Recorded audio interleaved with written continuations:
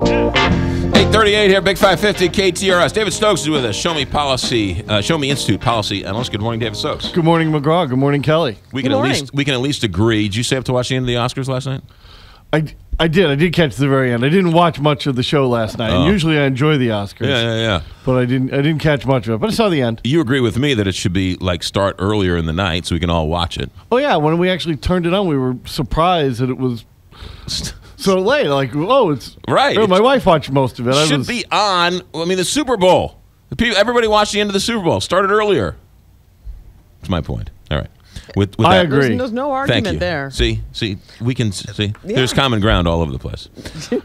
What's going on in U City? What's the big argument going on in U City now? Well, you've got some great stories in the West End Word and some stories from several weeks ago in the Post about the renewal of the Del Mar Harvard School building. Okay. That's a school. It's behind the library, so it's near the west edge of the loop on the north side by the library and the City Hall. Right. And it was closed about 3 years ago.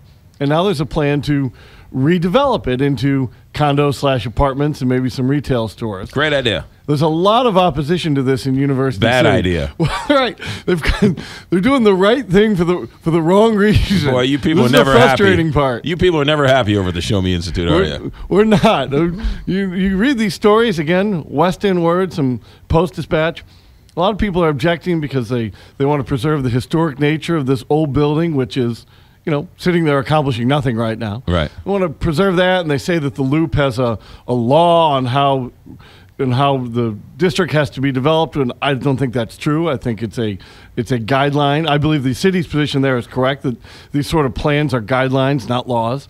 Nonetheless, everybody's objecting to the development because they want to save the building, and they're worried about traffic, as if traffic means people, and people are a good thing. Nobody seems to mind that the developer's going to be asking for millions of dollars in subsidies. It's like nobody cares about that. They want to kill it for all the wrong reasons, so I don't know who to root for here. I'm totally torn. So they're not they don't want people on the Loop now. Is that the deal? They don't want any more people on the Loop? People would be bad, apparently. Apartments and condos and more retail stores. They're objecting to that for all the same reasons of traffic, noise, pollution. Repeat on all the things that people object to for any development. Right. Most of which is erroneous. Those are good things, not bad things. But nobody seems to be, at least in Clayton, when you have this building that's now going to court over there. Yes. The residents of Clayton who were objecting to it at least included the subsidy as part of their objection. Right. They made a note among the list of things they didn't like. They didn't like the huge tax subsidy the development are getting. I wish somebody other than me in U City would say this. It's sort of difficult for somebody in U City to be against tax subsidies because, they're putting in the Loop trolley, which is going to get a whole bunch of tax subsidies. So it's kind of hard to say we're against these tax subsidies, but we're for these tax subsidies. Well, unfortunately, Missouri, that's the best hope we have for McGraw. if I can find the people in public office or the activists who are those of us opposed to all of them seem to be a very small group. You know so what? I think half a bite is better than nothing at all. Well, no, you actually bring up a really interesting point, and that is that politicians are against other people's tax subsidies. But when it's beneficial for them, then they're all for those tax subsidies. Absolutely, because that's an investment. when it's for you, that's an investment in your community, right. And that's going to have a return with a multiplier effect that's through the roof. I'm for those other things. That's waste. I'm for smaller government. I'm for less taxes.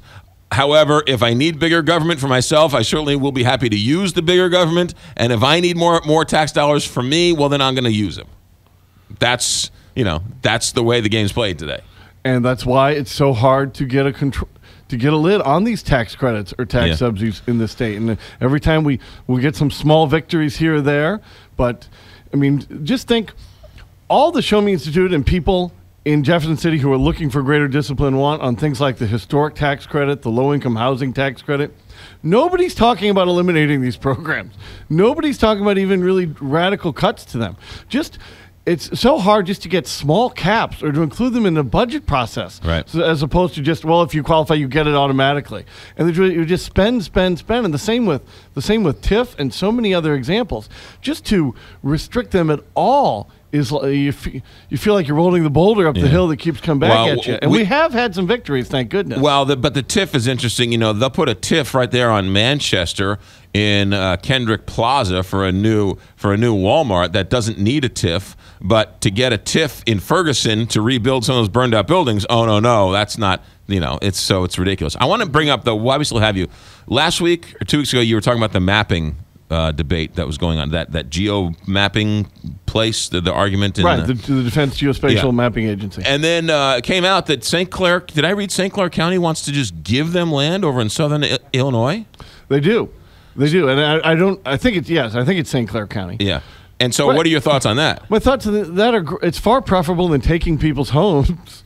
And that's what we talked about 2 weeks ago. Was one of the reasons I thought that eminent domain was both wrong and unnecessary here. And I think I admitted that this may not be as egregious abuse of it as like taking it for a private shopping development. Right. I mean, there is a public nature to a federal government building. Right. But I still thought it was unjustified and wrong because there's so many other places within the region. The region's not going to lose these jobs, lose this revenue. Right. The city is so concerned about, the city of St. Louis is so concerned about losing the earnings tax that they're willing to take 50 homes in North St. Louis to keep it.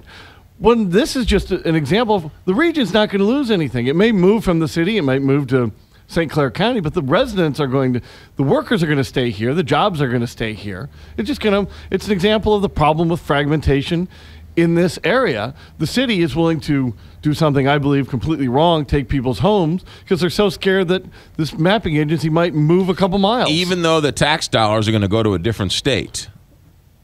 Right, but those people who work there, they're not going to get up and move just because the company moved it. Right, but if they live in the city, they'll stay in the city. If they live in the county, they'll stay in the county. But they're going to pay a lot more Illinois taxes than they are Missouri taxes.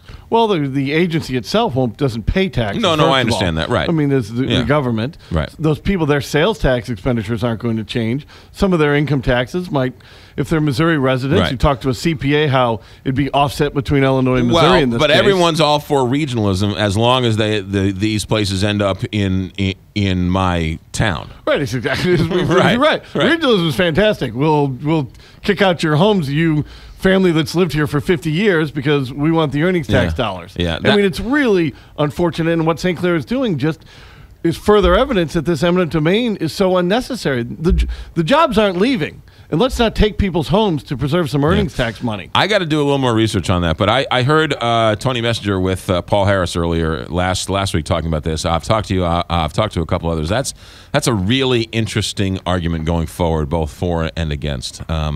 But anyway, I just thought I'd sort of ask you about that. But so where is this development in U City now? Is it still on the drawing boards? Are they? Well, it's at the council. It's off the drawing boards. It's being decided on by the various planning commissions and other organizations that have to decide. Right. And there's really staunch opposition and people who are just concerned about, again, the same things people are generally concerned about with any new development: traffic noise pollution. Right. But also, I give the benefit of the doubt. I believe their intentions are good for the people who want to preserve the historic nature of the building, but that building's not producing any tax. It's just an empty tax-exempt building. Right. Let the school district sell it. Let the school district invest that money in kids. Let somebody try to develop it and add it to the tax rolls and expand the tax base for everybody. Bring new people to the Loop. That benefits everybody in the whole region. The city, the University City is a pool. Right. It's a pool district. More people living there, spending money there, benefits